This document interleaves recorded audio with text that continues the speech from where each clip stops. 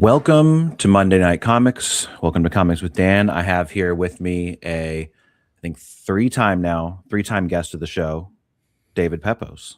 What's going on, Thank David? you so much for having me. Hopefully third time will be the charm for you. No, thank you so much for having me on the show. It has been a big day in Casa de Pepose because today is the launch of the long-awaited finale of the OZ, now back on Kickstarter. I'm so thrilled to announce that we have funded fully on the first day. So now this is just a storefront. If you go to tinyurl.com/the-OZ comic, you will be able to order all 3 issues of the OZ in print or digital, as well as all of my other trade paperbacks. So thank you again for having me. I'm so excited to be here. Yeah, absolutely. Yeah. And I was I was checking out the Kickstarter page, and I love the different collections that you have on there, right? You have them all bucketed into different things. You got the cartoon collection with your Space Ghost, Speed Racer, and Captain Planet. You got all your Marvel stuff in there. You got creator-owned stuff in there. And then there's the one that has literally everything, right? Yeah. That's a cool one. I feel like I've been very fortunate to have like a very diverse kind of career over the last 10 years. And so it was one of those things. The OZ is a different demographic. The Kickstarter backers are very different than the Wednesday Warriors and vice versa. And so I wanted this campaign to be able to introduce my work to all these different constituencies. And so not only do we have those bundled tiers that you had mentioned, which are all 5 trades at a discount, but we're also selling each of the trades individually as add-ons, so you can mix and match to your heart's delight. Anything of my catalog that catches your eye, you can get on this Kickstarter. I wanted to make sure that if you've ever been curious about my work, if you've ever missed anything that's gone out of print, don't worry. I thought ahead. I have a lot in my apartment, and I am excited to get those books into your eager hands. These boxes of them stacking up. I do. There's several boxes in my closet in my office, and several more boxes in my very understanding parents' garage. So yes, I consider those books investments. I consider them currency, both in terms of the convention scene and on Kickstarter, which is kind of like the coolest 30-day online convention. So yeah, I'm so proud of all of these books, but the OZ is really kind of the maybe the biggest leap of faith in my career. This is the book that got me on Kickstarter. This is the book that we kind of self-published because I felt so strongly about it. And, I feel like it's paid off. I feel like our Yellow Brick Road Warriors have really supported us over the course of these, the last 2 campaigns. And clearly they showed up today. And, we won the Ringo Award. And I always say, in a very personal way, if not for the OZ, the OZ paid for my daughter's IVF. She's going to be born about a month from today. This book has really affected my life. It's changed my career. It's changed my family in a really deep and profound way. And so I'm very excited for people to get to see sort of this action-packed finale. Yeah. No, I mean, and it looks incredible, right? And I mean, I'm definitely going to be, because truthfully, I wasn't even really reading comics back whenever it first came out, right? So that's why it's great to have the catch up tier here, where you can get, there's a couple of them actually, right? So there's the digital catch up, and then there's the physical. So I'm definitely gonna be going with those, whenever I go. But can you talk a little bit about the kind of the history behind it, right? I mean, we have the first issue coming out in 2020, and one of my notes that I had before the interview was going to be just one of the biggest smart ass comments I could possibly make in that. What was the hold up?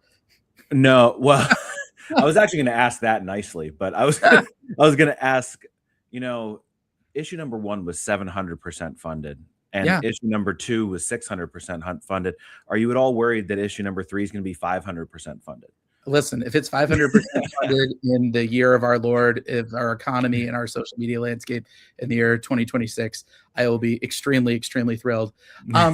You really though you hit the nail on the head in a much more polite way, and I just sort of blew the whole thing up. But for those who aren't familiar with the OZ, because I really want to speak to that point that you had made earlier, which is you weren't even reading comics when it came out. The first issue came out in 2020.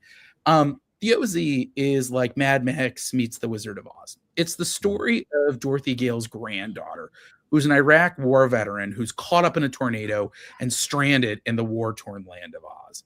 And that's when she realizes not only were all of her grandmother's tall tales actually true, but her killing 2 wicked witches in the span of a week and exposing the Wizard of Oz and then abruptly vanishing. That's not a happy ending. That's a power vacuum. Right. Baghdad. Right. So now our new Dorothy is teaming up with her grandmother's former friends, the Tin Soldier, the Prince of Lions, and Jack Pumpkinhead, in order to find the all-powerful Silver Slippers to stop the iron-fisted tyrant, the Scarecrow, and hopefully peace to the occupied zone, or as the locals call it, the OZ. And this book, it's such a unique experience for me in my career because I started it so early in my career. I want to make something really clear because it would be very easy, I think, to come up with a narrative of, oh, he got tapped at Marvel and he forgot the OZ. And I want to make that very clear that it's not the case. First off, the OZ has been written for a very long time. I started developing this book right on the heels of the first volume of Spencer and Locke, when the dust kind of settled and I realized that, writing a book that's What If Calvin and Hobbes meets Sin City, I wasn't run out of the industry. People really liked it. And maybe I should just be a comics writer instead of trying to do it backwards and be an editor or work in development. And so, at the time I was, thinking of different types of books that I could work on, different types of genres. What are the missing food groups, but also what are the types of genres I can kind of bounce between to keep myself creatively invigorated? And so the OZ was one of the 3 titles that I kind of came up with immediately in the aftermath of Spencer and Locke, along with Going to the Chapel, my sort of long gestating sci-fi book, Grand Theft Astro, and this. And so I finished writing the OZ. I actually wrote the back half concurrently with Scout's Honor and 10-Ton Titan Terrier in the early days of COVID. So this book has been written since before the first Kickstarter launched, so everyone knows So why the holdup? And the answer for that is we've actually been working on this third Kickstarter since the end of the last one. What happened is, it's very easy, I think, to forget. I work in monthly company-owned comics, sometimes corporate-owned comics. And so I think it's easy to forget when you're working on that month-in, month-out schedule that, these books are often, they're made by human beings, human hands, real lives. And that's kind of what happened with our amazing artist, Ruben Rojas, is that, he got married. He had a baby. He was living in Spain during the worst of COVID when the economy was really getting hammered. I believe there was something either with one of his parents or one of his wife's parents. I'm trying to remember. But that's a lot to kind of navigate on top of drawing a double-sized final issue and having a day job and raising a child. And so our last campaign was a little bit was a little bit behind schedule because I had talked with Ruben, and as our conversations went on, there was a little bit of an underestimation of how long it would take for him to finish the second issue.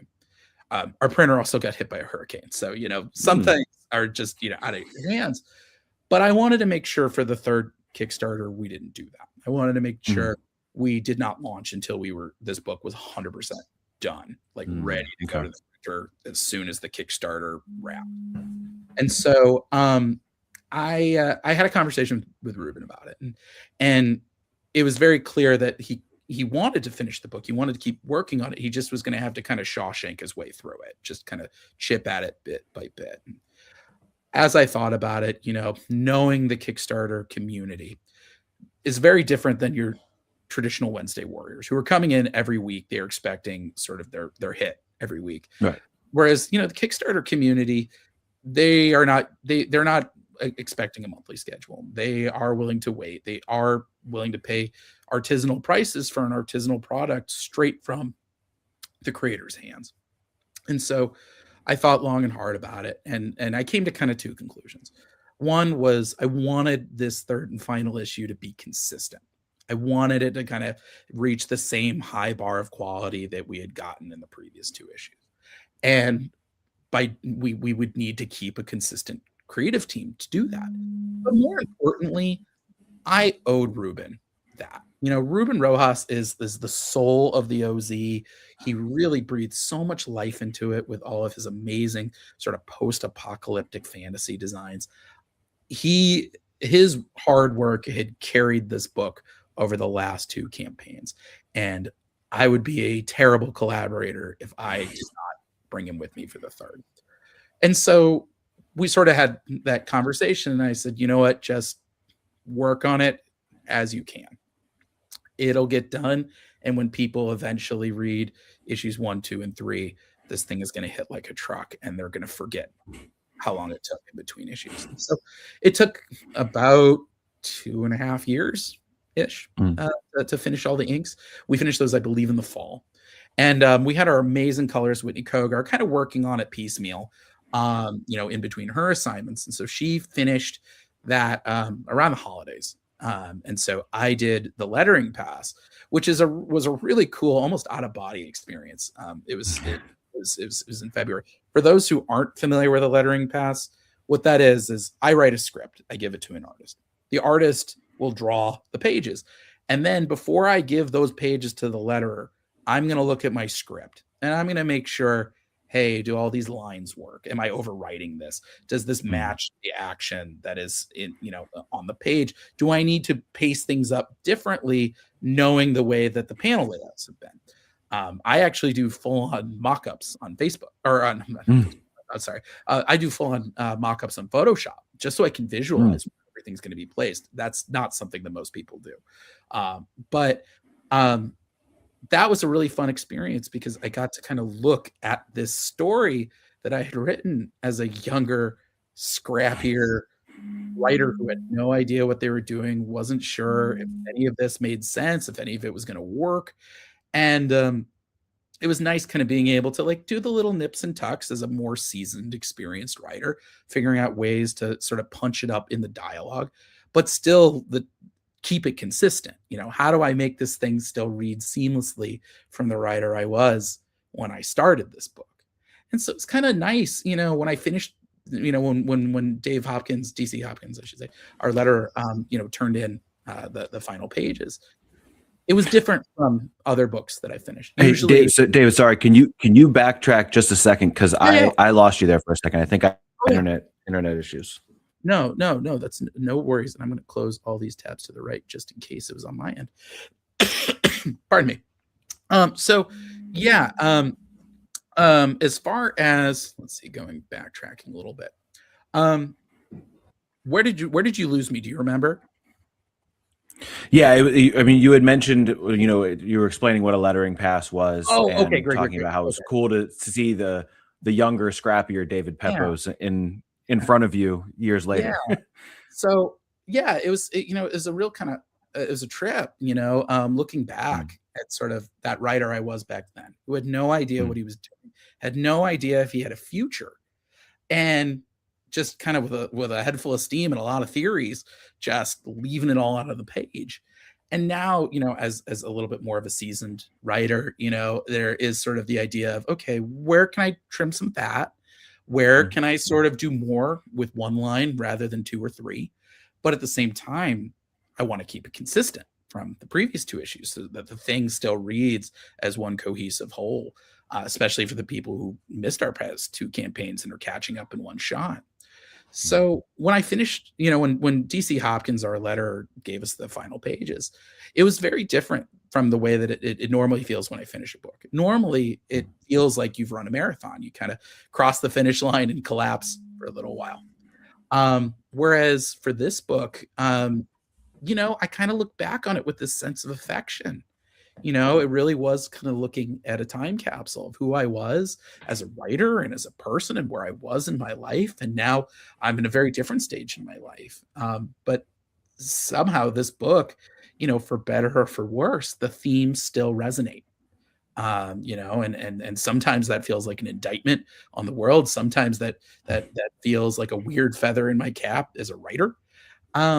But yeah, this book, it represents so much of a leap of faith in so many ways for me, but also, you look back and you're like, okay, like maybe there was something there, kid. Like maybe you had a point. And so, yeah, this book, more than really anything since Spencer and Locke, this book was sort of me jumping off a cliff and hoping I'd land. And thanks to everybody who's backed us in the last two campaigns and who've backed us today, they've really justified that leap of faith.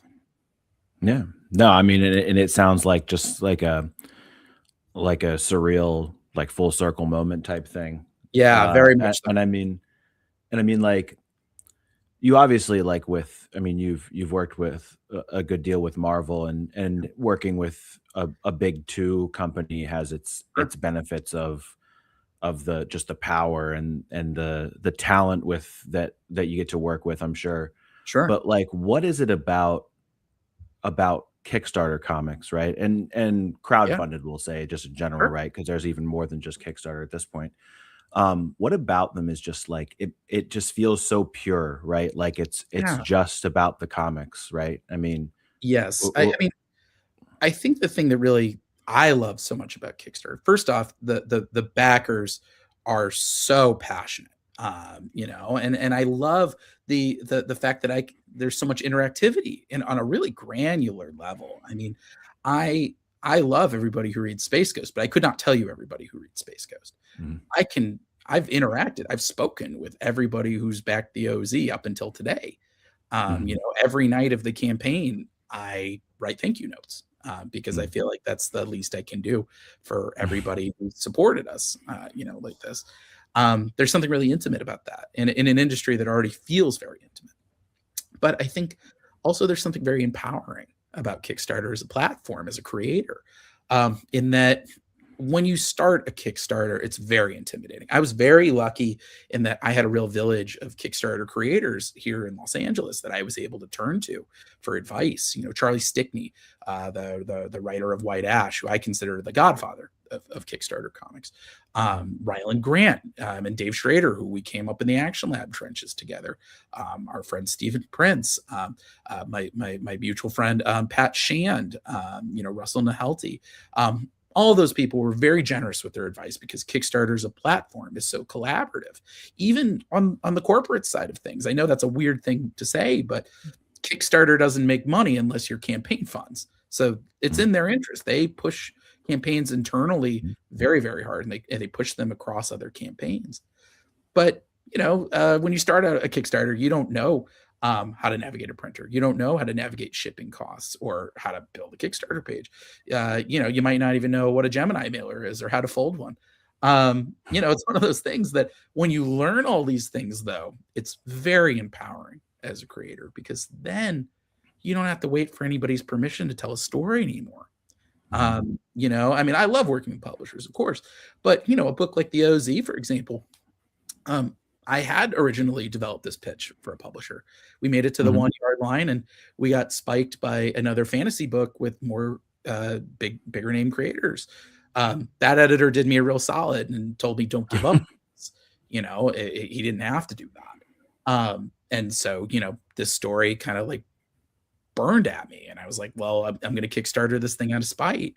Um, there are plenty of amazing books out there that for whatever reasons, whether it's timing, whether it's a publisher's priorities or, anything, they don't necessarily navigate a traditional publishing structure. Mhm. Kickstarter is a great place for that. And the Kickstarter community is so adventurous in their tastes and omnivorous in their tastes that they are really willing to go the extra mile. They're willing to go off the beaten path for something that isn't necessarily the recognizable IP that you might see coming out every week at your local comic shop. And so I think Kickstarter, it's a very different demographic than the Wednesday Mhm. Warriors, which is a very different demographic than Kindle readers or the people who buy things only at cons or the webtoon readers. I think it's incumbent on all creators, if they want to keep this industry sustainable, to try to cross pollinate between these various constituencies and kind of introduce the work across these different sorts of pools.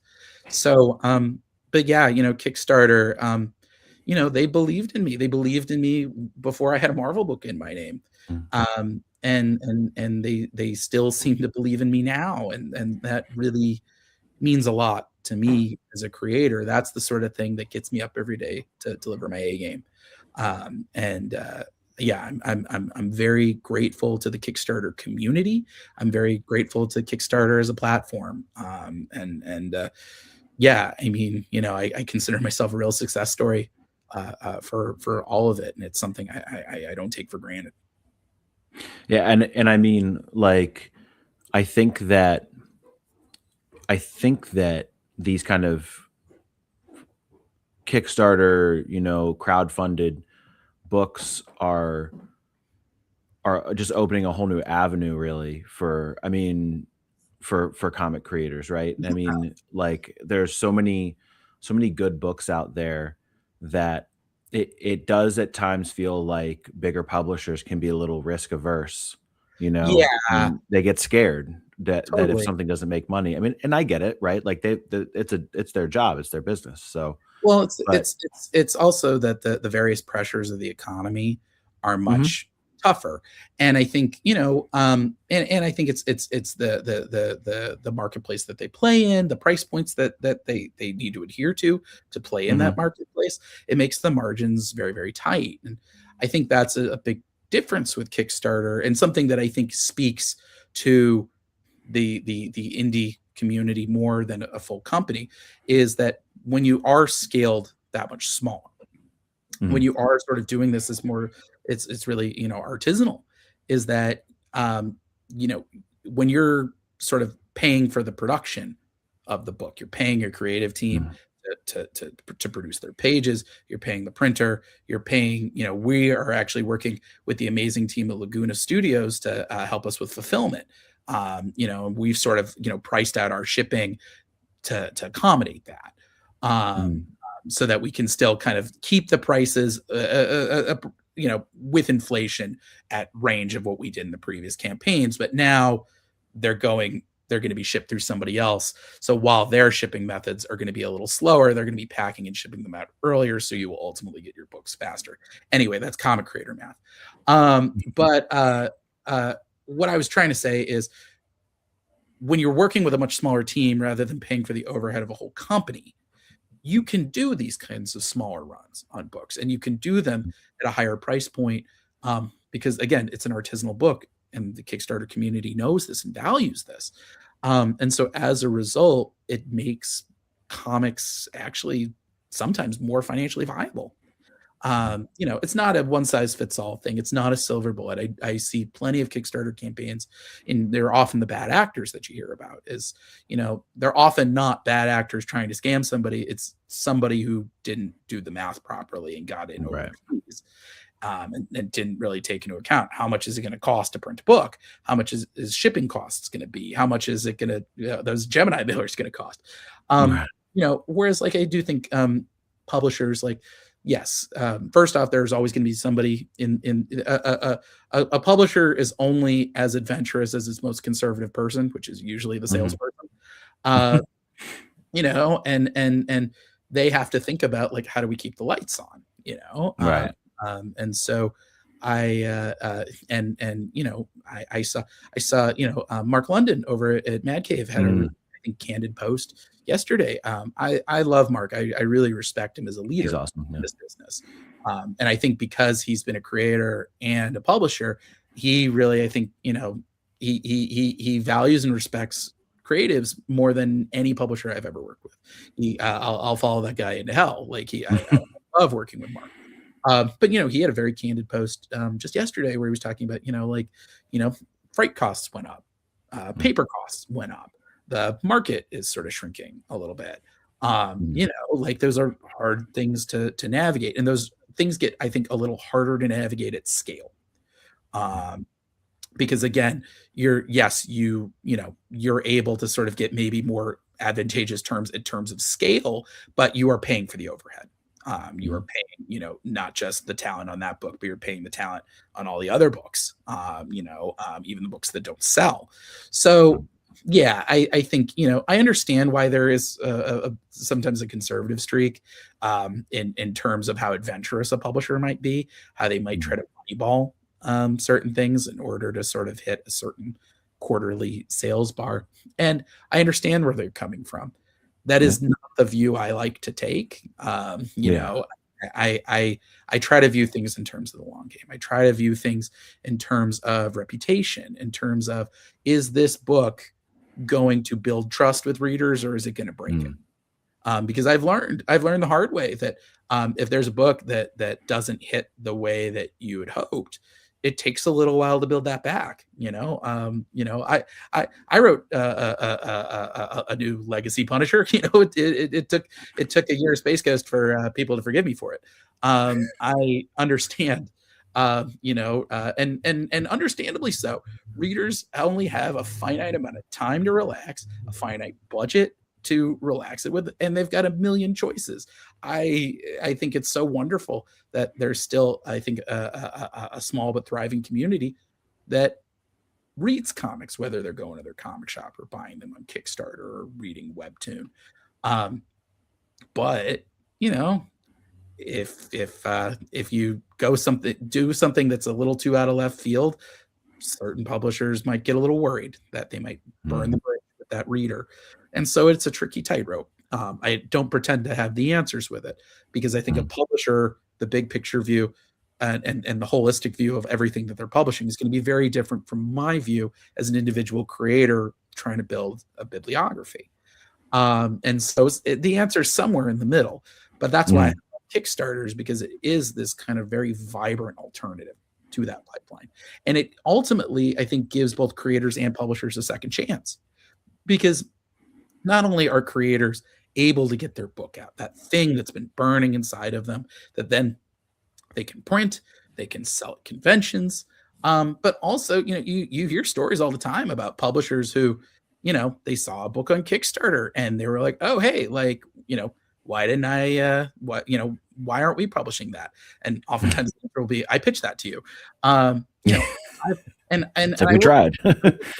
I've had publishers since the OZ, knocking on our door, asking to do a publishing deal. And my response to that has always been, the Kickstarter community believed in us first. I'm not doing anything until they get their books, period. And secondly, those deals have often been predatory. I can tell you there are two publishers who have offered predatory deals for the OZ. And when I turned them down, turned around and made their own ripoff versions of the OZ. So, it does sometimes happens for the worst, but I think more often than not, most publishers, I think, are more reputable than the two I'm not going to name. But, right. I think I know who you're talking about, at least one of them. Yeah. It's not too hard to guess. But yeah, it's I think more often than not, Kickstarter is sort of this wonderful alternative. And there are plenty of people who have, I think, rightly said, screw the direct market. We've got these great, fans here on Kickstarter. You see Charlie Stickney, you see Pat Shand, who have, you see Kat Kalamia, all of whom have sort of built like a real, niche is too small of a word, a real business on Kickstarter. So I think it's, for me as a creator, I see it, and I speak from a place of privilege, I see it as opposite sides of the same pendulum, that you really want to swing back and forth, because, all right, maybe a Kickstarter backer might not be going to their comic shop. They might not know I've written anything for Marvel. They might not know I'm writing Space Ghost. But hey, if they see it on this Kickstarter, they might say, hey, I might want to add that thing. Or vice versa, somebody who is, gung-ho about Space Ghost and they see me promoting this thing, maybe that's the thing that'll have them dip their toe into the Kickstarter pool and will sort of reinvigorate their love for comics as a medium altogether. So yeah, I think there's no wrong way to do it. No. I think, but I think Kickstarter is really just one of those platforms that, thank God we have it. Yeah, no, absolutely. And I think, like, to your point about how different the Wednesday Warriors and the Kickstarter fans are, Yeah, and there's overlap still, sure. um, but I love that there's space for both, right? I mean, because I mean, I always try to back Kickstarters when I can and when, like, I really like something, and Sure. if I could, I would back every Kickstarter, like, that I think looks even remotely cool, just because I think that taking that leap is awesome, Yeah. and I wish I could do that. Um, and so, like, I just have to imagine, right, that, like, not to say that, like, would appreciate, people backing on Kickstarter more than buying one of your Space Ghost or Speed Racer books, right? Yeah. But, like, they're paying that premium, Sure. and they're doing, like, it eats more of, I mean, they can't get, 10 Kickstarter books a week like they can, you know, Yeah. uh, Well, Wednesday books, right? So it's a real, like, signature of, I believe in this book, right? So yes. Well, and I think it's one of those things, you can't help but feel extra invested when you've self-financed the book. mhm, When this is all based on sort of your own steam, that I've found this team. I recruited them myself. I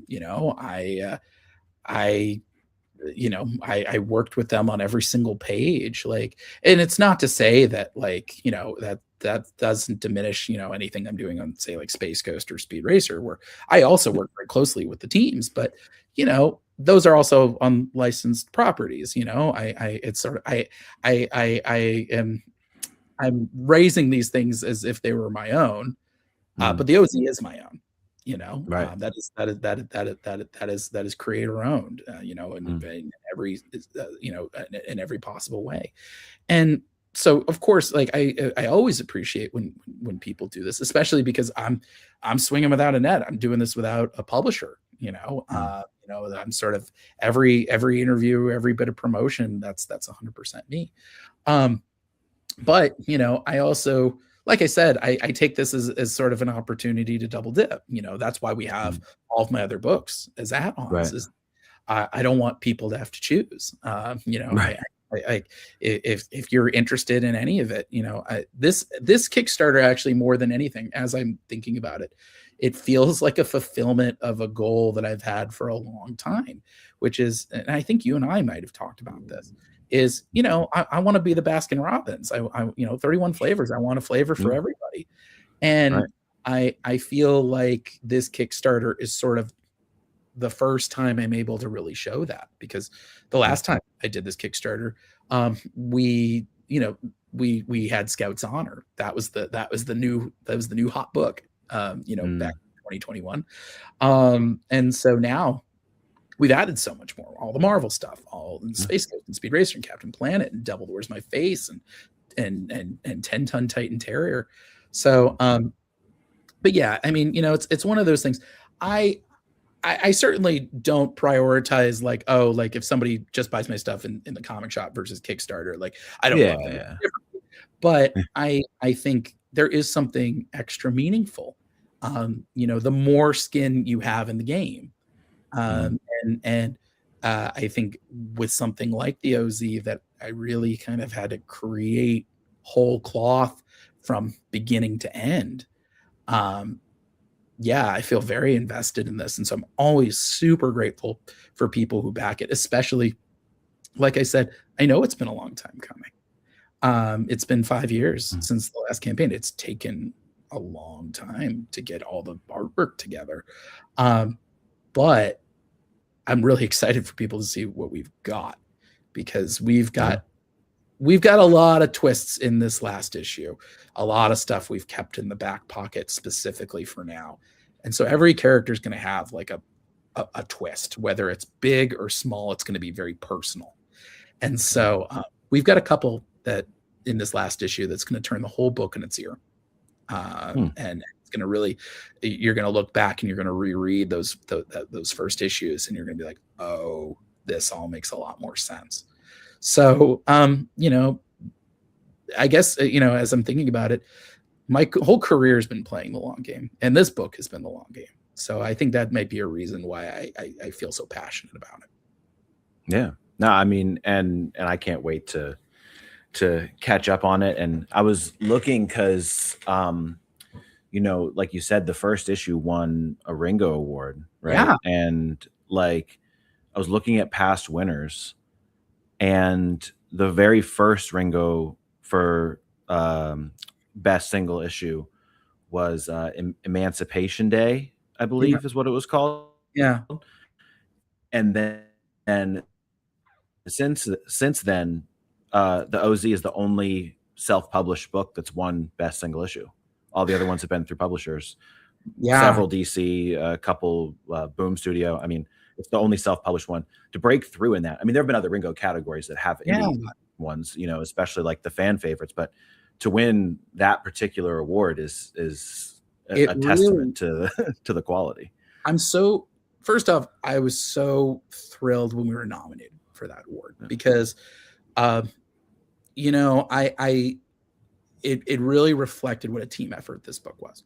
You know, I think if it had just been me, or if it had just been Ruben, or it had just been Whitney, or it had just been Dave, of course I would have been thrilled for them because they're my team, and they've gone through hell to deliver this book at the level of quality they had.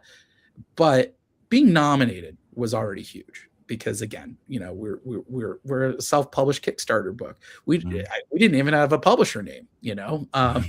You know, the award still says self-published, right? This, you know, that I'll never forget that weekend because it really came at such an important moment for me. You know, we were nominated. I've been nominated for Ringo before. The Spencer and Locke got nominated for 5, and we were proudly shut out by like Mr. Miracle and Batman Elmer Fudd in almost every category. Listen, talk about what amazing books to lose to. Yeah, I mean, Spencer and Locke 2 and Going to the Chapel were both nominated. So at the time, I was just like, it's an honor to be nominated. I was not expecting a whole lot out of it. Going into that convention was a weird experience for me because my beloved Aunt Pam was dying. She was my mother's younger sister. She was diagnosed with very early onset Alzheimer's. She didn't make it to 60. And so the last few years of her life, she lived with my parents, and my parents were saints for you know, taking care of her. My mother in particular fought to keep her at home during the opening days of COVID because she knew the moment that Pam, you know, if she went into assisted living, that was going to be the kiss of death for her in Missouri. And so I had went home to St. Louis to say goodbye. I stayed there for a week and a half. She held on for a good long time. And the Baltimore was coming up that weekend, and I was not going to go. And you know, my parents, they said, you've been here enough. Like you've done your part. Like you should go. And I remember running into a few of the Eisner or the Ringo judges, I should say, before the thing. And I remember telling them like, hey, you know, I'm so glad to be here. It's been, you know, it's been a week, you know, and it's really nice to be in front of like hanging out with colleagues and to, you know, just be honored like this. And I remember one of the judges looking back on it, it should have been like a neon flashing sign. She was like, we're really glad you're here. You know, I think this is going to be a really special night. And so, you know, it's still, I remember I was sitting at my table, you know, and I was texting with now my wife, as the category is being read. I was like, okay, here we go. We're not going to get it. And then they said the OZ. And I remember it was kind of an out of body experience. I don't remember a whole lot of what I said up on stage, but I do remember one thing, which is they say that comics will break your heart, but some days it'll just love you back. And that's what this book kind of means to me. Like, I'm feeling a little emotional just recounting it. But yeah, that night and that recognition and that award, which still stands proudly on my bookshelf in my living room, that was sort of, I think, like, kind of, there was like before that and then my career after that. Like, I feel like that was sort of the thing that made me feel like, okay, like, I'm in it. I'm sticking. Like, this is not like a oneer. Like, I had just been tapped by Marvel at that time. But I was like, okay, like, this is sort of almost a talisman of that I have something to offer in this business, that I am good at this job, that that my ideas, even the craziest, most out there leap of faith ideas, will connect with somebody somewhere. All I got to do is do the work and then push like hell to get people to see it. And that's the reason why you see me all the time on social media, why you see me doing a million interviews, is because, frankly, if one person watches this interview and says, I want to check out one of his books, this is time well spent. You know? Because every reader matters. You never know who's going to read a book and change your life. And I think the OZ is kind of that book that really represents that for me. Only Spencer and Locke, I think, might top that as my first book. But yeah, that Ringo really meant the world to me, and it really meant the world to have the Ringo committee, be so eager. I said, well, listen, the only way that this works is if you send out all of us an award. Right. So they were very kind and did that. So the whole team has Ringos for the OZ because they earn them. Yeah, no, I mean, absolutely. And it's like, it seems to be a recurring thing for you, that the creative teams that you work with are just so cohesive and work well together.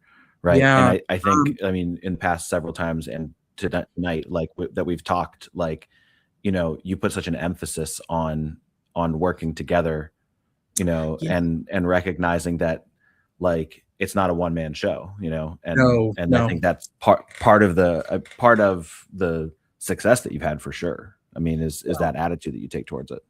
Thank you. I mean, I came by this honestly, and really one of the guys that I owe this mentality to is Mike Martz, who's now EIC at Mad Cave. But I've known Mike since my very first days in the industry. He was one of my supervisors when I was an intern at DC in 2008, when they were putting out Batman R.I.P. and Final Crisis.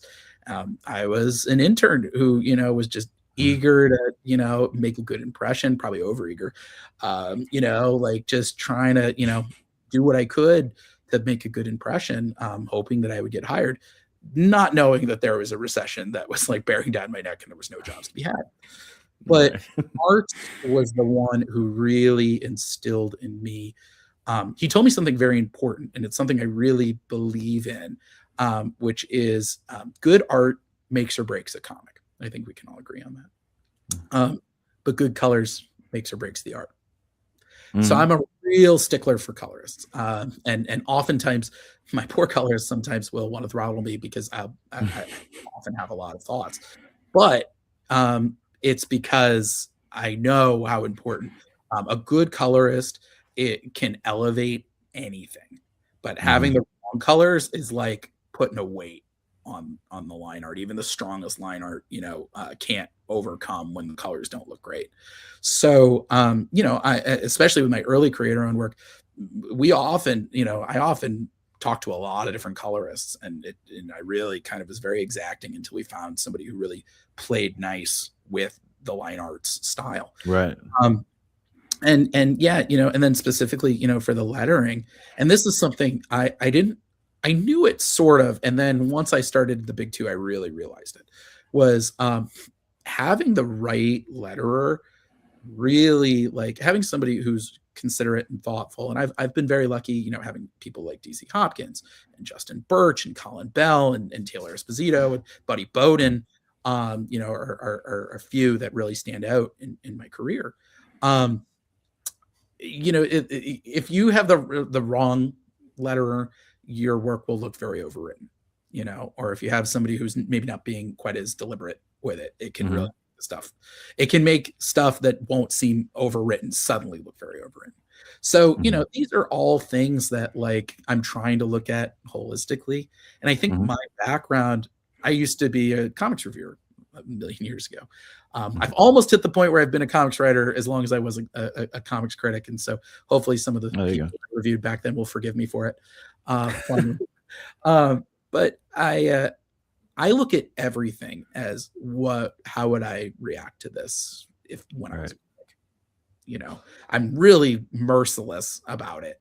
I try to be nice, of course, but like I'm always like trying to kind of push, as much as I can, knowing that there's going to be things that either my idea was stupid and it didn't work, or I'm trying to push too much on the page, or frankly, we ran out of time. That happens sometimes. And I'm just like, all right, got to live with it. Or, maybe we can fix it in the trade. Yeah, I think, comics, it's very rare to have somebody who's a one-man band. It's, like a Daniel Warren Johnson or a Walt Simonson or a Frank Miller, those are like generational. And so I know as the writer, I'm the expendable one here. Like an artist could come up with their own story and they'll be just fine without me. I mean, you see Tyler Kirkham doing it over in his Image book. And so for me, especially knowing that I can be a little exacting with what I'm looking for, I always then try to write like, okay, how can I make them look good? How can I add something like cool and visual and interesting that when somebody reads that page, they're gonna be like, oh, that artist is awesome. Because they are awesome. They're awesome. They pulled that thing off and it looks great. So that's something I try to think about a lot when I'm writing. But yeah, anyway, I know that was rambling a little bit, but you're dead on. It's a team effort. And if you don't have a team whose styles play nice with each other, you at least I see it very quickly. So that's something that, I don't have 100% batting average because I don't have 100% control on everything I've ever done. But I will say for like my creator on work, the stuff that I've had control over, I've agonized over it, but I always feel very, very good on the other side of it. Yeah. Yeah. And I mean, first of all, I'm a huge lettering nerd, right? Yeah.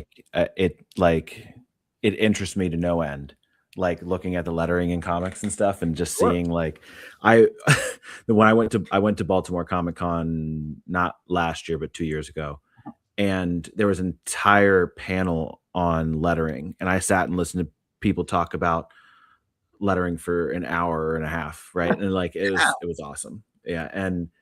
And so while like I feel like I can verbalize to someone who doesn't necessarily know comics super well why a colorist is important, right? Yeah. Like I mean, like it has to play well, right, with the penciler. It can completely change the tone of the book if it's not done correctly.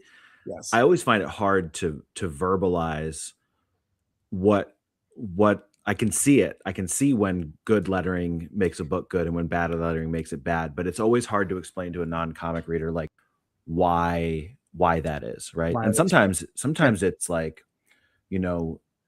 as simple as like the ability to read the book and like pointing you in the right direction, right? Yeah. And or typos, right.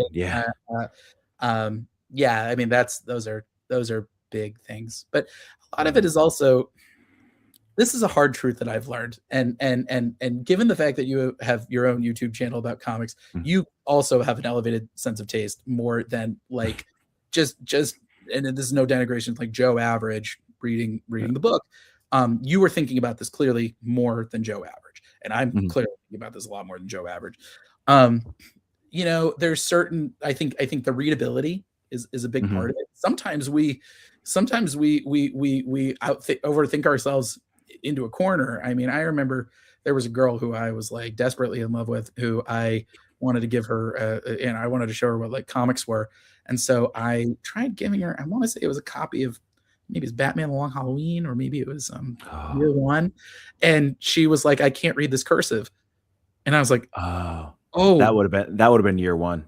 that would have been Year One," and I was like, obviously that didn't work out, and so, and for the better for me, but I, yeah, Yeah. I think it's one of those things that sometimes we overthink it, and then we make it inaccessible, and sometimes we're not quite thinking it through. We're just like gotta get it out, and that also makes it harder to read. Like, Yeah. I'll give an example, and this is no shade towards our amazing letterer. At the time, I think he was working within whatever style guides that they had, but I can tell you that seeing Moon Knight: City of the Dead, seeing the color of Mhm. the captions, which any one of us should have flagged. That is mea culpa and everybody else's culpa too. But I seeing the foreign version, that's when I looked at it and I was like, oh yeah, that's way easier to read. That's way easier to read because they changed the font colors on the Mm. caption. And so like little things like that. But that's the thing, is that like it's unless the lettering is real bad that it's like noticeable, Right. Yeah. Joe Average won't notice, which Yeah. is something that's very hard for me to wrap my head around, because obviously, and you as well, the palette's a little more refined. Yeah. But Yeah. yeah, I think ultimately the goal for me is just how do I sort of bridge the gap as best I can. Mhm. You and I have definitely talked about this, about accessibility Mhm. being so important, and I think that's really the key, is like, is this something that's inviting to a new Mhm. reader? And there are Right. plenty of books that are just way next level. They're way sophisticated. You see, amazing books like Absolute Martian Manhunter, or Mm. sort of Crisis Events. Um, those are not books I would give somebody their first time going. You know, No. they wouldn't maybe able to make heads or tails of it. They'd run screaming. Those are books for the really really refined talent. My goal is to sort of be like, if you're new at this, here's something fun. But also, like, if you've read these things for a little while, like, I'd like to give you a thrill too. Yeah. And so trying to live within that happy medium is sort of what I'm looking for in my Mm. collaborators. That people feel like, oh, ultimately I've done my job if people can just look at the page and ignore me, you know? Ignore my contributions, or have me as my well-deserved delegated third place. Then I consider that mission accomplished. Yeah. No, and I mean, it's like I think some of the best comics, and it still is a contribution from the writer, though, Sure. is letting the art tell the story. Yes. I mean, it's sequential art. The whole point of comics is that it's a visual storytelling, Yep. right? And like this is, there are certain writers that I think sometimes they forget that they're writing a comic, you know, and that Yes. there are going to be pictures to show what they're doing. Yeah, I mean Yeah. It's so so funny. You've hit the nail exactly on the head on the way that I approach my scripts. Um, mhm. I'm getting so far afield, but I love talking process. Yeah. And I can find a way to circle it back to the OZ at some point. Um, but there's two different ways of writing scripts, unless Mhm. you're like a total feral beast who like switches between or does something else. It's kind of like baseball. You know how like there's like Mhm. right-handed pitchers and left-handed pitchers. Mhm. There are some people who write panel first. I write panel first for exactly the reason you Yeah. described, which is ultimately at the end of the day, my dialogue helps guide you through the story. It helps sort Mhm. of highlight the specifics of the emotional arc that's going on. or maybe it helps establish what the stakes are. But this is a visual medium first and foremost, and Mhm. so I scaffold everything based on how could I tell this story visually without my captions, without my Right. dialogue, and then I sort of, then I come in with the dialogue afterwards. And then I often will take a fresh whack at it when the art comes in with the lettering pass. Mhm. There are others who do dialogue first, and I don't know how they do that without overwriting. Mhm. Their strength may be more towards dialogue. I do find that a lot of those books sometimes will kind of like forego a lot of the fun visuals, which is the reason Mhm. why I write things. So there's no wrong approach to it because not every book should be the same approach. Right. But I will say, okay, here's how I'm going to circle back to the OZ. We actually go into this pretty in depth in this campaign because every single script, and it shows it on your screen right there, you're going to get all the behind the Mm. scene materials. So you're going to know Yeah. how we do all this because we're going to have my script, my raw script, and you're going to see Ruben's inks off of that, and you're going to see Whitney's raw colors off of that. That's on every single backer will get that. Anybody who does the digital tier or above. And if you get all 3 issues, then you'll get that for the whole series. Because, yeah, as you can tell, I love talking process. Yeah. I spent a long time kind of trying to drink all that up, whether it was in Newsarama or reading every book I could find. Big recommend to Peter David's writing for comics Mhm. um, and Denny O'Neill's DC Comics Guide to Writing Comics. And if you can get the Mark Salisbury comic book writers on comic script writing, I believe it's called. Those are some fun interviews as well. Or comics experience. I love those classes. Andy Schmidt from Boom Studios runs that company. I think that is an invaluable resource for anybody who wants to go into comics, whether they want to learn to write, draw, color, letter, etc. They've got classes for all of it. But I feel like that's a great place to kind of learn the training wheels of the various Mhm. parts of this business in a classroom setting, online. So if you're willing to do the work, there are actual working professionals teaching these classes. I learned coloring from Chris Sotomayor. I learned writing from a little young unknown upstart named Dan Slott.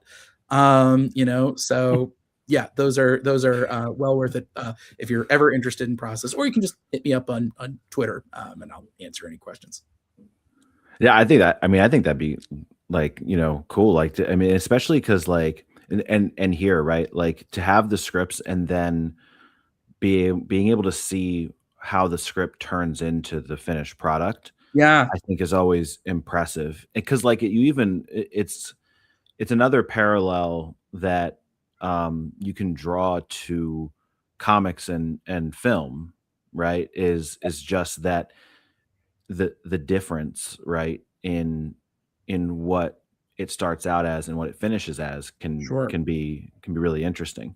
Yeah. Um, yeah. So no, I mean that's really cool. And so like I have some of them up here. Um, Yeah. So as you can see, those are some a page from chapter 6, the back half yeah. of this issue. And yeah, that's where a fun throwdown is about to go down on that one. It's interesting, looking at those, and it goes back to speaking about how I was as a writer back then. I am a little more conservative with the panel count now. Mhm. I look back at that script and I'm like, oh, 6 panels. Like I could never. I so rarely do a 6 panel page nowadays. I think Davide Tinto will often add a panel sometimes. And so Mhm. I'm like, oh, that's a 6. But again, that sort of speaks to those younger, scrappier days. And it's not Mhm. something that always works, but in the hands of somebody as talented as Ruben Rojas and DC Hopkins, um, we are able to really compress a lot of story in this. And I think that's the other thing about the OZ that I probably should touch upon is that, we talked about Kickstarter backers paying artisanal prices, for an artisanal, Mhm. but at the same time, it's really kind of pushed me to figure out, all right, but how do I make this book still, feel like you're getting a lot for your money's worth, even Mhm. more than what I would do with the direct market because I don't have that level of control. The direct market, I know I got 22 pages and this is what I can fill in, and Mhm. that's the maximum value I can give to readers and retailers over it. But as Kickstarter, there's a lot more tricks up my sleeve because I've got full Right. control of what I'm able to offer. So, for example, the OZ is double sized. Mhm.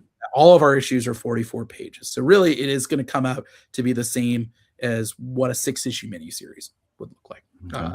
It's the Yeah. same size as The Devil That Wears My Face. Okay. Secondly, not only that, but every single backer, beyond getting the behind the scenes materials, I'm also giving them the first issue of Spencer and Locke for free. Mhm. I'm giving them the first issue going to the chapel for free. I'm giving them the first issue of me and George Santiago Jr.'s superhero book, Roxy Rewind, for free. So every single backer from $10 and up, you're getting 108 pages plus behind the scenes. That's just flat. That's not on top of any stretch goals we've got planned. I like doing the comic creator grab bag. So you're gonna once we hit those stretch goals, you're gonna get a bunch more books from a variety of different creators. Mm. I usually try to do 10 extra Mhm. PDFs. So suddenly you're getting an extra 220 pages of material on top of the 108 you're already getting. So that's doing the napkin math. That's what 328 pages for $10. There you go. That's a deal. On top of, we've got other things. We've got a really exciting stretch goal coming in lieu of doing a print this year. I know people are going to be Mhm. sad about doing a print this year, and that's Mm. because we're doing a fully illustrated map of the occupied zone instead. Oh, I love maps. So Man. Kenneth Wagnon, who did our amazing hit and run variant cover for issue 1, I commissioned him to do that at the end of the last Kickstarter. So this thing has been burning a hole in my pocket for quite some That's time. fantastic. So Yeah, that's I'm just such a sucker for a good map, like yeah. it's So we'll be discussing that more in days to come. We've got an exclusive bookmark from Ruben Mocho. Did an amazing job with all that. We've also got we've got the return of our enamel pins and stickers from our previous campaigns that you can add on. Something else I'm really excited about is that we are going to have a digital EP of songs for the Mm. OZ, recorded by my good friend George Marston, who did the theme song for our first campaign, Heart of Tin. They are recording a special closing credit song for this third and final issue. But also, we had another song in the back pocket that we didn't get a chance to release for the second campaign. So we are going to release all 3 as a stretch reward. The OZ tapes. Mm. So that's just some of the things I'm able to talk about. Those who remember our previous campaigns might remember that we did a secret variant cover as a stretch goal. Wouldn't be surprised if something like that might pop up later in the campaign. Hint, Um, hint. and that's on top of some really exciting enhancements to the book that I'm not ready to disclose yet. But when we do, you guys are going to be thrilled. So, all of this is to say that by having so much flexibility in what you're able to offer in print and in digital, you're able to really think outside of the box. And how do we sort of maximize value for the readers? Incentivizing them to come, giving them kind of cool stuff, either as a free add-on, or sorry, as a free additional reward for certain Mhm. reward tiers, or available as an add-on purchase for some of the lower tiers. Yeah, it's kind of fun. It makes people really excited and invested in a book like this, and so it's something I have a lot of fun with. I'm not sure if I actually mentioned this yet, but something else I want to talk about in the campaign Mhm. is fulfillment. Okay. Like I said before, our second campaign went a little longer than we expected. It was Ruben and I had talked about sort of what he thought his estimate might be in terms of finishing the inks, and they went a little longer than he had planned. That's something I didn't want to do for the Mhm. third. It's part of the reason why we took so long in between campaigns. Is I I swore that when we hit start on this thing, that I was not going to make backers wait 1 second longer than they had to. They've already waited Mhm. enough, and I had already said, like I said earlier, I wanted to keep the book consistent, and I felt like I owed Mhm. that to Ruben. So, in order to expedite um, uh, uh, our fulfillment, we are teaming up with the amazing crew at Laguna Studios to handle all that. That is at no extra cost to our backers. We have sort of priced out sort of how we are going to handle all the shipping. So the prices are going to remain consistent with what we've done in the past. Okay. You know, I mentioned it earlier in sort of the comic creator math, but Laguna Studios is very experienced in handling Kickstarters. Their team is very excited to work with us and vice versa. And so when the campaign ends, we have made this thing simplified. All I need is your name and address. And then we can tell our printers at Comic Impressions who have worked with Laguna to ship all the books straight to them. And so they're going to ship everybody's rewards. I've been told right now we've got a December timeline on all these rewards to get everybody's books by the holidays.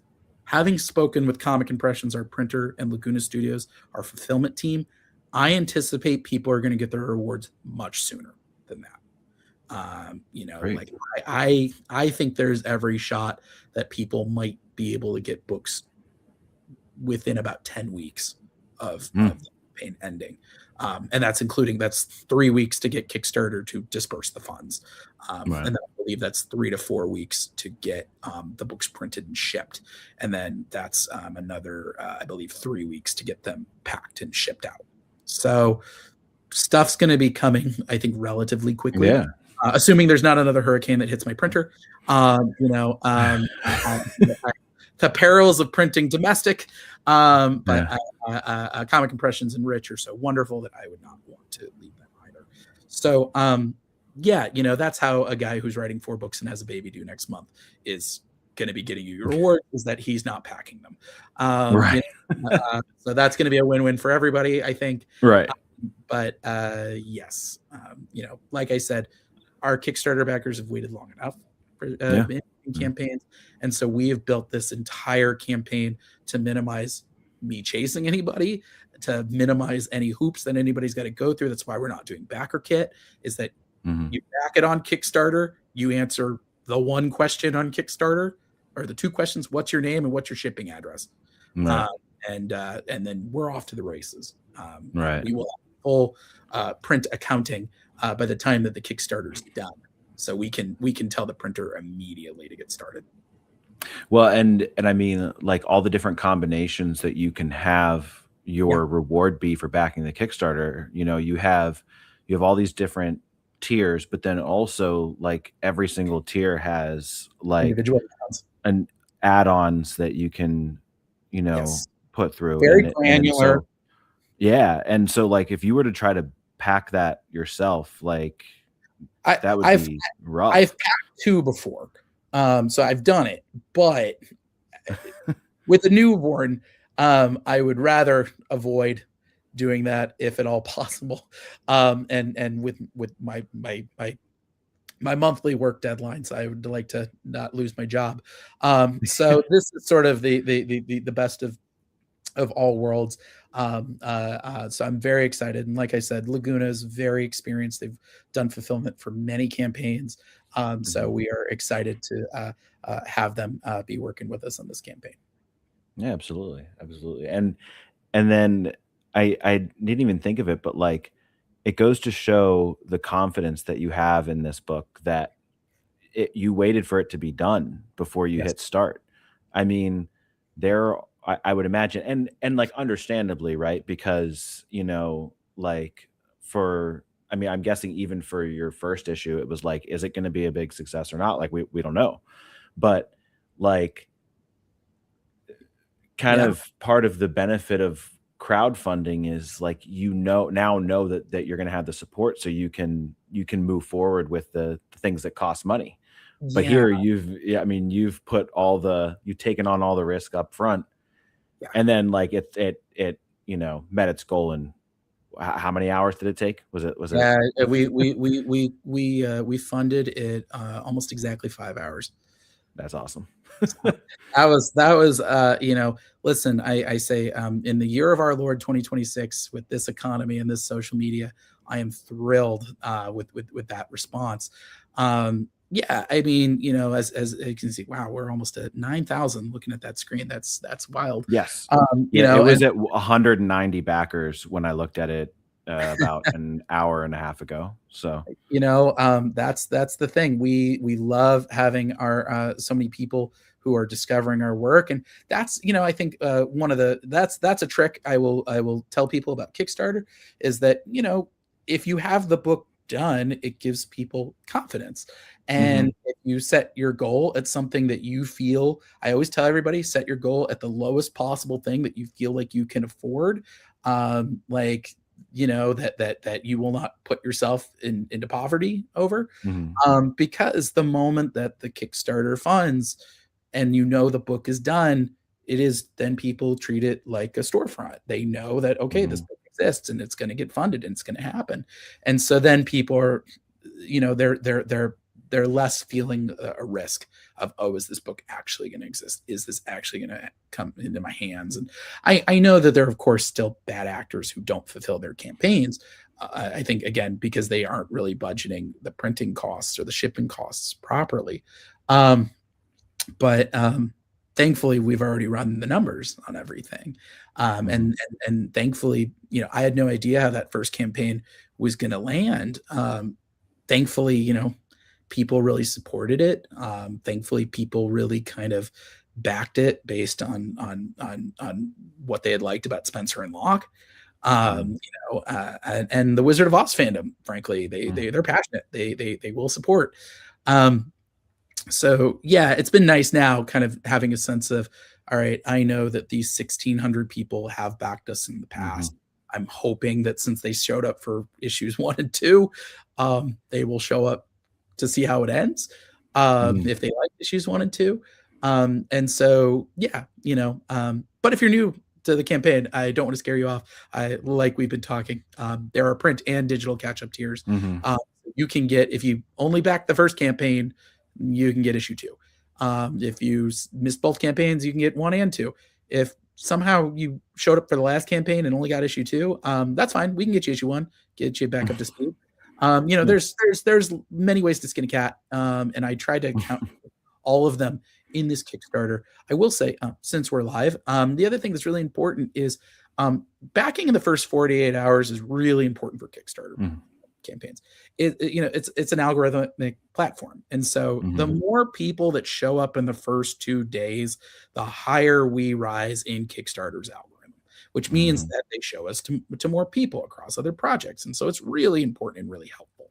And so that's something that we're trying to incentivize. We have early bird discounts. And so many of sort of our baseline reward tiers, the main cover, the variant covers, our print catch up for issues 1 through 3, getting all 4 covers, we are offering them at discount rates for the first 48 hours.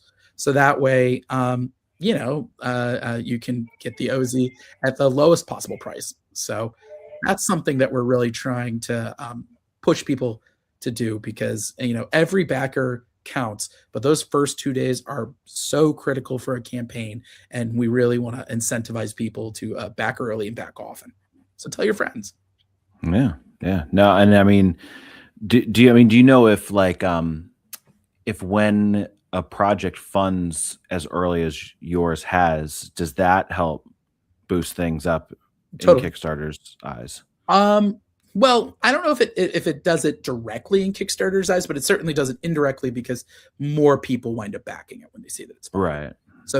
So so whether it does it directly or if it sort of does it through transitive means, it does help for sure. Because everybody wants to back something that they know is a sure thing, that they know that they will get the thing that they paid for. And so I've tried, that's sort of this campaign, is to really establish to people, especially anybody who might have been concerned with the wait between issues 2 and 3, is to really just remind everybody that it's not that we flaked out, it's not that we didn't want to do the book, it's just we've been just sort of Shawshanking our way through it. And if trust me, this book's going to get done, because you can see all the other books I've done. I wouldn't have this career if I couldn't get books done. So this is sort of the other reason why we did the add-on, is I wanted to give everybody proof that this thing's done, this thing's ready to print, and it stands shoulder to shoulder with anything else I've ever done. Yeah, absolutely. No, I'm absolutely excited for it, and congratulations on it being funded so quickly, Thank and you. I'm sure it's going to exceed the 500% that I I'll take estimated early on. from your lips to the Kickstarter god's ears. Um, but yeah, and listen, anybody who's watching, thank you so much for your support. Thank you for considering the OZ, or if you're a fan of Space Ghost or Speed Racer, we've got issues of both actually out this week on Wednesday, Mhm. and those are going to be some really fun issues as well. The big finale of our Tempest the Time Master 3-parter over in Holy Space. smokes!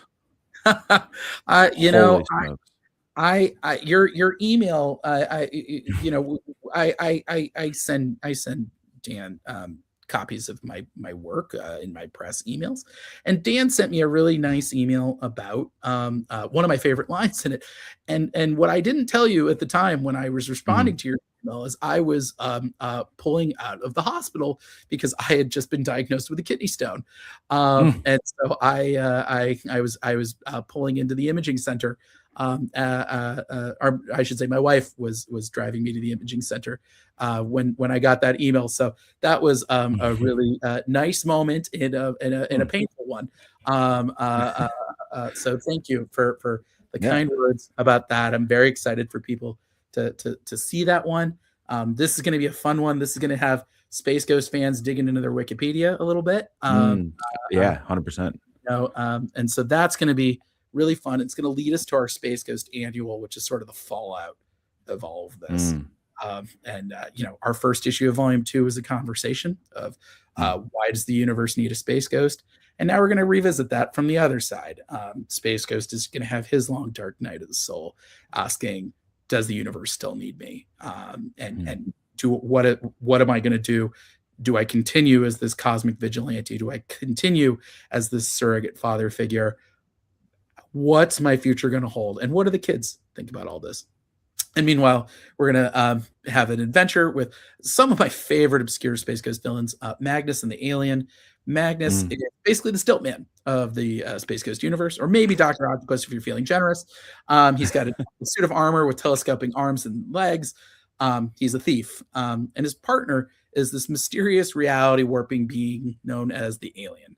Yeah. And so together they make kind of an odd couple who have been sort of robbing from salvage worlds in the wake of Tempest's rampage. They've stolen a piece of tech that's particularly volatile that could blow up half the city if it's not contained fast. And so Space Ghost and the twins are sort of playing this game of hot potato, trying to catch it until they figure out exactly what this heist is about. It's more Mm. than meets the eye. There's a secret that Magnus and the Alien are sharing. And when Space Ghost finds out, it's going to take this sort of crisis of faith that's been brewing and build it to a head. Mhm. Um, and so, in the midst of all this, the annual that is coming out in July, which is up for pre-orders, also has a nice little tease for our big summer event that's kicking off for Space Ghost. As we are saying goodbye to Space Ghost Volume 2, we Mm. have a fun 5-part event kicking off in September as we're bringing in Alex Toth's other team of sci-fi adventurers, the Herculoids, into the mix. Mm. I'm very excited. I know a lot of people don't know who the Herculoids are. So to sum it up real quick, imagine if Conan the Barbarian lived in space. He married Shanna the She-Devil. Their son was basically the tween version of Disney's Tarzan, and they hung out with 5 interstellar kaiju and protected their jungle planet from pirates and industrialists looking to pillage their ecosystem. That's the Mm. Hercules. It's the story of Xandor, a space barbarian, a former gladiator of Kyanite who is rescued from the pits by the jungle priestess Tara, his future wife. And they team up with Zok the Star Dragon, Igu the Rock Ape, it's like King Kong meets Ben Grimm, Tundro the Living Tank, and the twin protoplasms, Gloop and Gleep, the formless, fearless wonders, and of course, Xandor and Tara's young son, Dorno. And they protect their jungle planet Amzot as the Herculoids.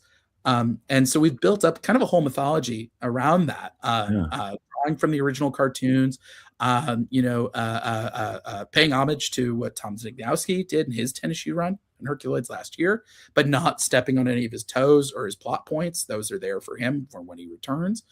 Mm. But we've sort of built this storyline around a new element called Quasarite. In the original Okay. cartoons, they called them energy rocks. They were just fired in slingshots as little explosive rocks. We've extrapolated a whole mythology around that. That this is Mm. an element of raw cosmic energy that has fueled all of the mutation, the hypermutated flora and fauna of the planet Ansat. That's made it as deadly and dangerous as it is beautiful and alien. Mm. Um, Not only have the Herculoids and Xandor and Tara and their family, through their unique physiology, metabolized Quasarite all their lives. It's given them increased speed and strength and durability, allowing them to stand toe to toe with somebody like Space Ghost. But also, Quasarite can power rocket ships. It can power cities. It can power bombs. It can power weapons. Mm. It, like I said, give you increased speed and strength if you ingest it. And so that's not going to stay secret forever. Somebody's Right. going to make a run at trying to take the Quasarite. And it's going to set off a domino effect that's going to put Xandor and his Herculoids on the warpath. And that's going to put them on a collision course with Space Ghost and company. So it's a really fun 5-part event. It's our Jonathan Lau and I's first experiment with real long form storytelling. I know we've done primarily done in ones and done in twos, but with the Herculoids coming in, they're such a big part of Space Ghost lore, particularly in the 80s revival when they frequently up. I knew we couldn't compete with 2 years of building up Space Ghost and the twins issue to issue like we did. So I wanted that first story with them to be big, to show that these guys can hang, that these guys are just as tough as Space Ghost and company. And I love, if Space Ghost is this ultimate found family story, I've always wanted to see them meet a family from the other side of the cosmic tracks, a family that does things very differently, very strange in some ways, but they have the muscle to back it up. And I think that speaks to a really interesting dichotomy between the two groups, in that Space Ghost, he's a superhero. His mission is to defend the defenseless. While he operates outside of the law, he recognizes there's corruption inside the law from the very first issue of the book. He still respects the spirit of the law. He is at his core a defender of the status quo. He protects the Galactic Federation. He's out there saving lives as best he can. Meanwhile, the Herculoids, I feel like I'm hearing my future. My baby's due. My baby's due next month. I don't know if you could hear that or not, but yeah. No, not at all. No, listen, my younger siblings are triplets. This is not the first time I've heard a baby monitor. If anything, it's very relaxed and at home. So anyway, I promise I was not calling your baby out. I was giving you okay, so yeah, the dichotomy between Space Ghost and the Herculoids. The Herculoids, meanwhile, they're anti-establishment. What's the establishment ever done for them besides try to steal their stuff? Their philosophy is they're not superheroes. They are freedom fighters. Their mission is to free people from enslavement and exploitation and protect them from that. And so their philosophy is Amzad is a free world and everyone on it should be free. And so those are complementary missions, but different. And that's going to cause a little bit of sparks to fly in the first few issues. I mean, I love doing all the superhero tropes in Space Ghost, along with injecting all the various pop culture DNA. That's why I love the Herculoids. It injects science fantasy into this sci-fi superhero story we've been telling. But I also love the superhero misunderstanding. And I can tell you, Jonathan Lau has drawn the hell out of it. I'm about halfway through writing that event right now. And he is really, he's made these characters his own. The action is bombastic, but also he's really done great character work. You see Xandor and Tara, and it's like Leonidas and Gorgo from 300. There's some heat on those. It's stuff. So that's going to be a really fun 5-part event that is going to lead us to our 3rd year of stories. So you heard it here. We are still sort of figuring out the exact runway of what that's going to look like, but I've already basically written the outline for the last arc of the series, so I know how this book is going to end. We've got some real fun stuff coming for year 3. We're just figuring out exactly what that runway is going to be. I think right now we're committed to 44 issues, Jonathan and I. I'm trying to see if we can get us to 50. That would be great. Write your congressman, tell him you want 50. Right. So that's going to be really fun. And then last but not least, Speed Racer. We're kicking off a new storyline this week, our Demon on Wheels 2-parter. That's going to be really fun. Speed is accidentally exposed to an experimental street drug called V-gas. It increases aggression and fearlessness. And so there have been some shady drivers using it as a performance enhancer. They've been doing it a little bit more controlled. Speed has always even been dosed. And so the family winds up being horrified when he is just unleashed on the track with like no semblance of his usual moral compass. And so this issue coming out this week, you're going to see Speed with the gloves off. I mean, I wrote one panel description, and Davide Tinto did such an amazing job with it. I wrote, the Mach 5 uppercuts a car. And he did it. He did it. It looks good. Like, so this story, you know, we've seen Speed face off against all these different foes. V-gas actually came from the original cartoon. It was sort of a side part of the fastest car on Earth, which introduced the GRX engine. And I remember watching that 2-parter, and I was like, this is cool, but it's a hat and a hat. You don't need the V-gas here, like, you know. But you could tell a cool story with it. So I kind of broke it in half. I like this idea of, you know, we've been building up Speed and his relationship with his supporting cast throughout the whole series. Now we're going to make them pay the tab. You know, the Trixie and Pops and Spritle, they're going to have to work overtime to see, like, can they stop Speed from doing something irrevocable, something he might regret. And meanwhile, you'll see it in the first issue, Racer X is sort of weaving in and out of the narrative like a shark. The V-gas has kind of an unexpected tie to his past, the days when he trained in the jungles of Kapetapek. And he's the only one who really knows what's going on. And so we're going to kind of tease it in this week's issue, but you'll see it really unfold in next month's issue. I'll spoil it. We got Speed versus Racer X, the rematch, in the heart of it. You know, it's real fun. I just turned in the lettering pass script for that last night. So Buddy Bowden is in the process of lettering that now. So yeah, that's going to be a real neat one. And then I believe there'll be a hiatus between this issue and that issue and Arc 3 kicking off. Mad Cave likes doing that as far as the trades are concerned. Right. But we're going to have a really fun story featuring the Melange, an iconic Speed Racer bad guy. If Carl Cranham from issues 6 and 7 was sort of our evil Speed, the Melange is like our evil Racer X, who's been taking off corrupt Formula X officials and murdering them. And so Racer X tries to stop it. You'll see in the early pages, it does not go well for him. All it results in him is him getting his ass kicked, and the cops all think that he did it. So it's kind of a fun story for Speed in that he's without his number one wingman, and he's kind of it's a detective story for Speed. For somebody who's very known for being headstrong and reckless, he's got to figure out what is the Melange, who set up Racer X, and how can he clear Racer X's name. So we got some real fun stuff with that one. I'm writing part 2 of that right now. I can tell you, having written part 1, I was like, oh, this character, the Melange, is awesome. I like kind of like when I wrote Space Spectre in the first volume of Space Ghost. Kind of had that same feeling where like everything I was writing just felt like super cool. So I'm very excited for that, and that'll lead to our big kind of 3-part capstone for sort of this first era of Speed Racer stories as we head into the Formula X Championship. And Dante Furno, the owner of the car acrobatic team, he had a former life as a racer, and so he's going to suit up one more time as the ruthless Captain Terror. So poor Mm. Speed's going to go through it in that 3-parter. It's going It to get sounds like it. better.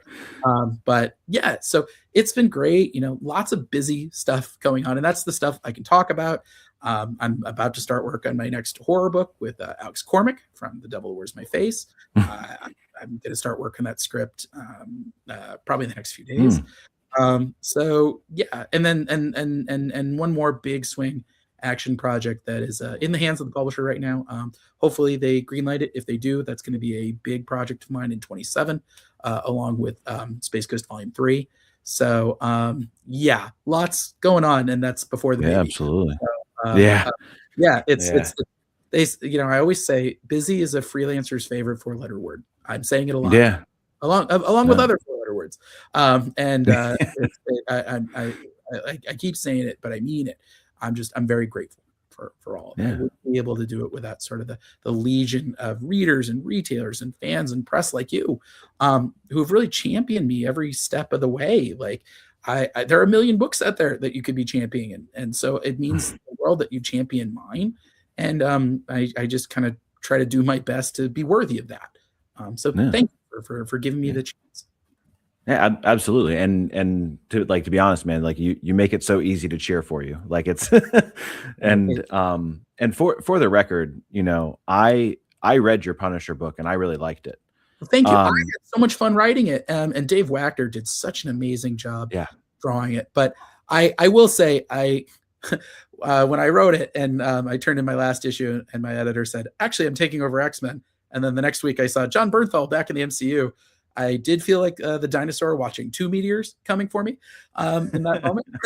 I knew that any sort of preliminary plans to do an ongoing were scuttled, but it worked out in the end because that opened up my schedule for Space Ghost, and that book has been a dream. Yes. And the readers got Frank Castle back, so it's a win-win for everybody. Ben Percy's crushing it on Punisher over there, so there's no hard feelings with it whatsoever. Yeah. Yeah. The lesson it's taken me a long time to learn as a creator is you can try to control things, but you're a boat on the water. The water's gonna control you. Sometimes the best thing you can do is just adjust your sails and go where the water's taking you. I never thought that I would be writing Space Ghost and Speed Racer and Captain Planet. If you had asked me even 3 years ago, I'd look at you. Well, I guess I've been at it for almost 3 years. If you asked me 4 years ago, I would have looked at you like you had 3 heads. Like none of those are books I expected to write. Captain Planet, I wanted to, but I never expected to write. Never thought I'd like writing Space Ghost. I never thought I'd carve this weird little niche for myself that I love. It just, you got to be open to it, and so I think that's the hardest lesson when you're a professional creator, is being open to opportunities and figuring out, can I say something with this? Can I feel passionate about this? Can I say something that reflects my life? Space Ghost, I've said, that's the story of when I learned to count everything in threes, when my triplet younger siblings were born. Speed Racer is the story of how I became a professional comics writer.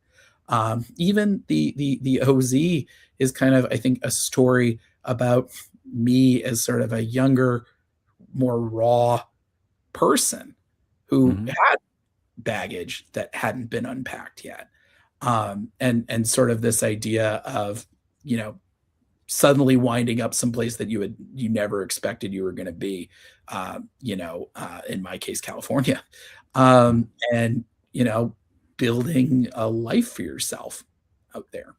So you always find things that were resonating in the work that you don't always necessarily know when you start. It's that gut feeling. You're like, oh yeah, that something about that feels right. That's how I was when I met my wife. When I met her, something in my gut was like, something feels right about this person. And yeah, I feel that way about a lot of my books, and that's sort of, I think that's the hardest thing now, is just you trying to listen to that gut, and knowing when to jump on board and knowing when to sort of pull back. And you build a whole career learning these lessons. So Yeah. I'm excited to keep learning those lessons. And I think the OZ is sort of one of them. Yeah, absolutely, man. Absolutely. Well, hey, I appreciate the time, Oh, and you know, I'm beyond excited to hear that we're getting Space Ghost Herculoids. We're getting Space Ghost season 3. I like calling it seasons, by the way. I feel like I that's do like a too. newer thing, You right? know, I wish that that's how we had done it in the numbering. I could go on and on. That was something that we went back and forth on a million times, and then still changed our minds at the last minute. You know, that's something that's between God and sales. I'm not going to second guess them. Because the book continued, so clearly Yep. they do something. Sorry, this is my Toto, Ruby. She decided to make a little appearance. There you Um, go. all right, kid. Oh, there Uh, you go. there she is. We picked up Ruby about a week after the first OZ Kickstarter ended, and so There I'm you go. in a nice spot. So she's getting some nice kicks. But yes, she loves joining me on podcasts, and I love having you. Yes, I do. Um, anyway, but thank you so much for having me. Thank you so much for letting me Absolutely. ramble. OZ and Space Ghost and Speed Racer and everyone watching, please back the OZ because dog food and diapers don't come cheap.